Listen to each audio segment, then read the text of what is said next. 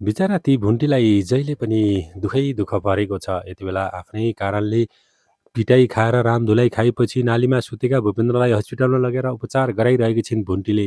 आखिर ती भुन्टीले अन्त कतै रगत नपाएर आफ्नै रगत दिएर ती भूपेन्द्रलाई निको गराउँदै गएकी छन्। साथै उनले भनेकी छन् नर्ससँग, मेरो एक एक थोपा रगत भए पनि उहाँलाई दिनु, तर उहाँलाई नभन्नुहोला। थोरै थोरै दिँदाखेरि धेरै टाइम लाग्ने भयो, तपाईँले एकैचोटि हाल्ती आउने गरी दिनुहोस् न, चाँडै निको हुन्छ कि भन्दै उनले नर्ससँग भनिरहेकी छिन्। दर्शकवृन्द, त्यहाँ आउँदाखेरि उनका जेठाजु भुवन तथा देवर भीम भने निकै आश्चर्यचकित बनेका थिए। हस्पिटलमा आउँदै गर्दाखेरि भूपेन्द्र र भुन्टी अलग अलग भइसकेको अवस्था थियो, तर त्यहाँ आएर उनले रगत दिँदै गरेको अवस्था देख्दाखेरि उनीहरू निकै अचम्म परेका थिए। आखिर ती भुन्टीले कसरी मन फर्काएर दिइन् त भन्ने उनीहरूलाई अचम्म लागेको थियो। हो दर्शकवृन्द, त्यहाँ भुन्टीले एकातिर बसेर रगत दिइरहेकी थिइन् भने अर्कोतिर भूपेन्द्र थिए। तर त्यहाँबाट गएका ती भुन्टीका दाजु टुकली तथा बुढीमा भाउजू भने दर्शकवृन्द उनीहरू फेरि फर्केर त्यति आएका थिए, तर उनका बुवा आमा भने गाउँतिर गएका छन्।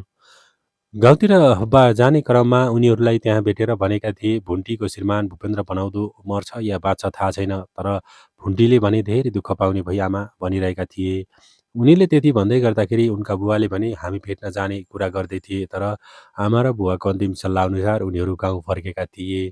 त दर्शकवृन्द, यति बेला ती भुन्टीले रगत दिइरहेको अवस्था छ भने उता भूपेन्द्रहरूलाई सोध्दै सोध्दै भेट्नको लागि गएका छन् ती टुकलेर बुढीमा। जब टुकलेर बुढीमा भित्र पस्दै थिए, उनीहरूले त्यो देख्दाखेरि निकै दुखी भएका थिए। भुन्टीले रगत दिँदै गरिदिएको अवस्थामा त्यहाँ किन यस्तो गरेकी बहिनी तैँले भन्दै सोधिरहेका थिए टुकलेले। टुकलेले भन्दै गर्दाखेरि भुन्टीले जवाफ दिएकी थिइन्, मेरो श्रीमान भनेको नि सब थोक हो, मेरो अहिले कोही छैन। भोलि बिहान उहाँलाई केही भयो भने तैँले लोग्ने टोकिस् भनेर फेरि मलाई उल्टै भन्छन्। मेरो आफ्नो श्रीमान भए जस्तो कहाँ हुन्छ र, उहाँले गल्ती गर्नुभयो, तर मैले त गरेको छैन नि भन्दै टोकलेलाई भनिरहेकी थिइन्।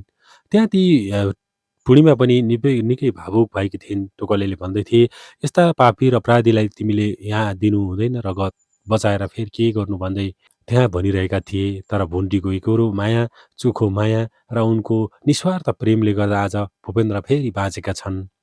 भूपेन्द्रको होस आइरहेको छ, तर भुन्टीले भने देखेकी छैनन्। भुन्टीले त्यति कुरा गर्दै गर्दाखेरि जब हलहाल्ती रगत निकालेर दिनुहोस् भन्दै गर्दा नर्ससँग त्यहाँ ती भूपेन्द्रले भने सुनेका थिए। थोरै होस आएको छ भन्दै डाक्टरहरूले भनिरहेका थिए, तर त्यो बाहिरबाट भनिरहेका थिए कि भुवन तथा भीमले हाम्रो भाइलाई जसरी पनि निको गराउनुहोला, हामीले कुनै कसर बाँकी नराख्नुहोला, हामीले जे गर्न पनि तयार छौँ भनिरहेका थिए। अब साँच्ची नै के भुन्टी र भूपेन्द्रहरू एक होलान् त? भूपेन्द्रले माफी देलान् या के गर्लान् त? जसरी भुन्टीले रगत दिइरहेकी छिन् भूपेन्द्रलाई, उता ती श्रेयाले भने बालकुमारी तथा भूमिकालाई राम्रो सबक सिकाएकी छन्। उनी घरमा आएर थोरै कोसेली लिएर उनको बिहेको लागि पैसा निकाल्ने बहाना गरिरहेका थिए, तर त्यो बहाना यति बेला चाहना सबै चकनाचुर भएको छ। ती भूमिका र बालकुमारीको घरबाट निकालेका छन् भने उनलाई घर पोछा समेत लगाउन भनेका छन्। त दर्शकवृन्द, भूपेन्द्रको थोरै होस आउँदै गर्दाखेरि भुन्टी अब खुसी हुनेछिन् र के हामीले भूपेन्द्रले माफी दिएको देख्न सकौँला त? त्यसको लागि आउँदो एपिसोड कुर्नुपर्ने हुन्छ। च्यानललाई लाइक, सेयर, सब्सक्राइब गर्न नभुल्नुहोला। हवस् त, धन्यवाद।